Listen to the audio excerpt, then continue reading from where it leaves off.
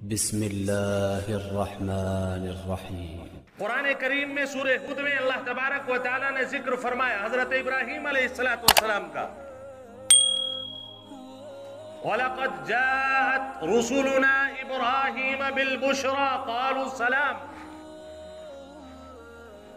اللہ تبارک و تعالیٰ نے فرشتوں کو انسانوں کی شکل میں بھیجا تھا، اور مقصد تھا کہ ابراہیم علیہ السلام بعض روایات کے مطابق 100 سال، بعض کے مطابق 90 سال کی عمر ہے، اور اللہ سے لو لگا رہے تھے کہ اللہ پاک ہمیں اولاد آ جائے۔ لیکن جب اولاد کا مژدہ سنایا فرشتے نے آ کر کے، انہوں نے ہی کہا میری اتنی عمر ہو گئی، اب اولادیں کیسے ہوں گی؟ اللہ تعالیٰ نے اپنی قوت کا اظہار فرمایا اور فرشتے سے کہلوایا کہ آج ہم آپ کے پاس ایک خوشخبری لے کر کے آئے۔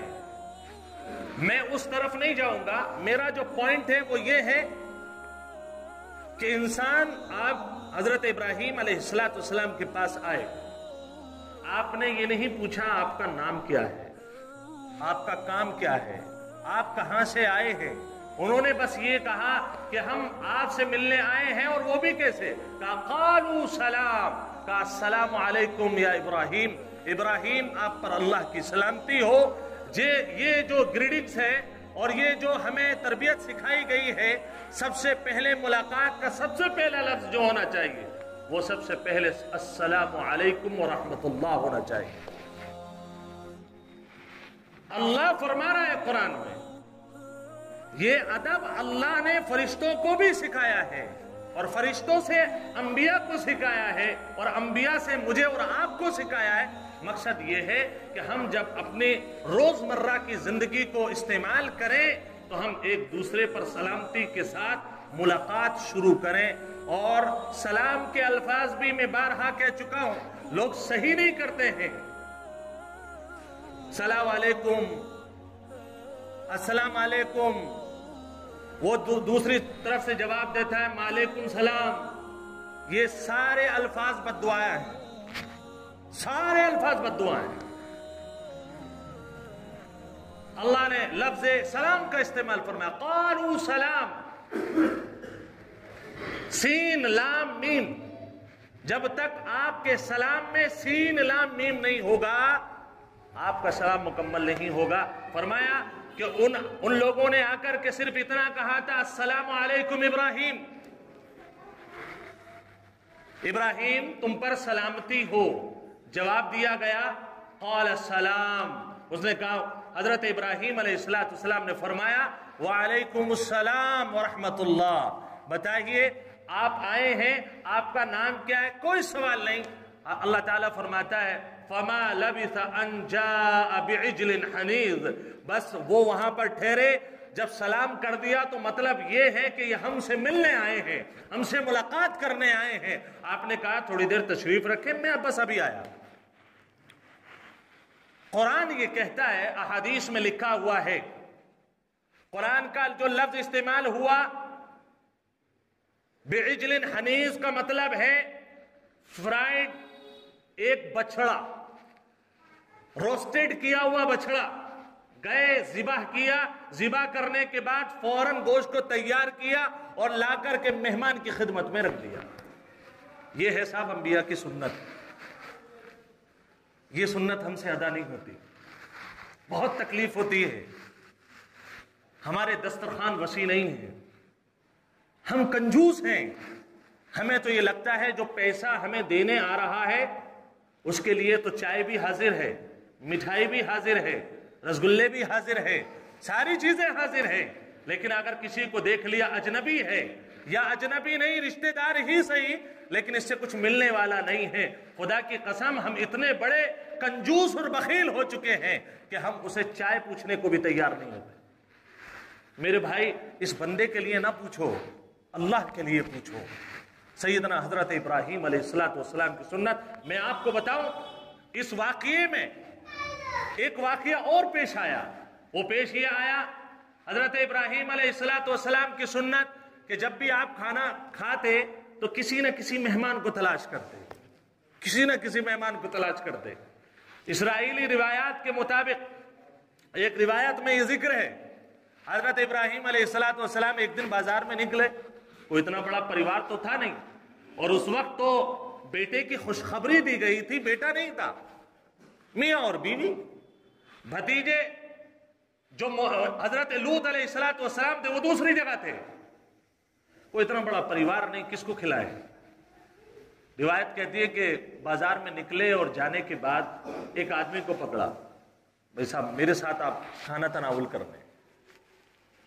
اچھا، عربوں کی ادبی خاصیت میں آپ کو بتاؤں، وہ آپ سے یہ نہیں کہیں گے کہ آپ میرے ساتھ کھانا کھا لو، وہ یہ کہیں گے کہ ہم آپ کے ساتھ کھانا کھانا چاہتے ہیں۔ ادب دیکھیے، سلیقے مند لوگ یہ کہتے ہیں، الفاظ بھی سیکھیں جس سے پتہ لگے کہ آپ دعوت عزت کے ساتھ دے رہے ہیں۔ ٹھیک ہے، آپ نے کہا آئیے کھانا کھا لیجیے، بہت اچھی بات، لیکن اس سے بھی اچھی بات یہ ہے میں آپ کے ساتھ آج کھانا کھانا چاہتا ہوں، میرے دسترخوان کو آپ رونق بخش دیجئے۔ الفاظوں کا اثر انسان کے بدن اور روح پر پڑتا ہے۔ سیدنا حضرت ابراہیم علیہ السلام ایک بندے کو لے آئے، دسترخوان بچھا، کھانا لگ گیا۔ کھانا کھاتے سے پہلے انہوں نے کہا کہ حضرت ابراہیم علیہ السلام نے فرمایا چلو بسم اللہ پڑھو۔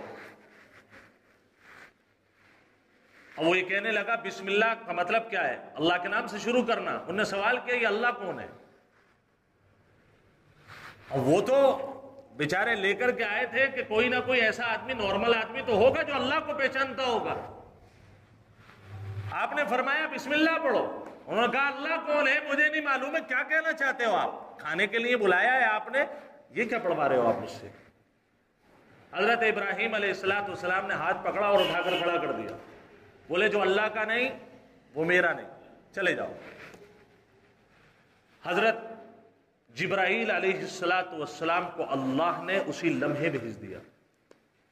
بات یہاں پر غور کرنے کی ہے، جو سمجھانا چاہ رہا ہوں آپ کو، فوراً بھیج دیا اور فرمایا کہ ابراہیم سے جا کر کے کہو یہ کافر اتنی عمر کے بعد تمہارے دسترخوان پر آیا ہے، ہم نے اس کے کفر کے باوجود اتنی عمر تک ہم اس کو پیٹ بھر کر کے کھانا کھلاتے رہے۔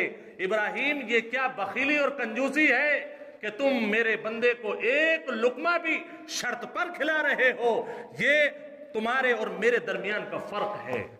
ابراہیم مجھے یہ عادت پسند نہیں آئی۔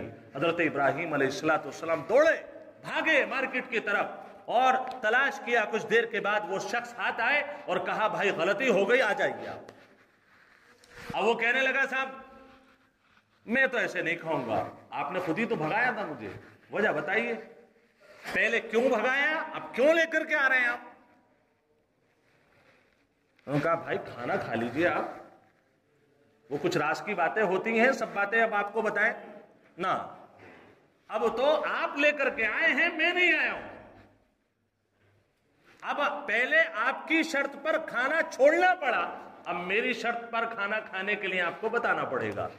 سیدنا حضرت ابراہیم علیہ السلام نے پورا واقعہ ذکر کیا کہ میں نے آپ کو اٹھا تو دیا لیکن میرا رب آپ سے ناراض ہو گیا اس وجہ سے کہ تم نے میری ایک مخلوق کو اپنے ادنا سے دسترخوان سے اٹھا دیا۔ اگر اللہ کو ان سے نفرت ہوتی، کفر سے نفرت ہے، کافر سے نفرت نہیں ہے، گناہگار سے نفرت نہیں، گناہ سے نفرت ہے۔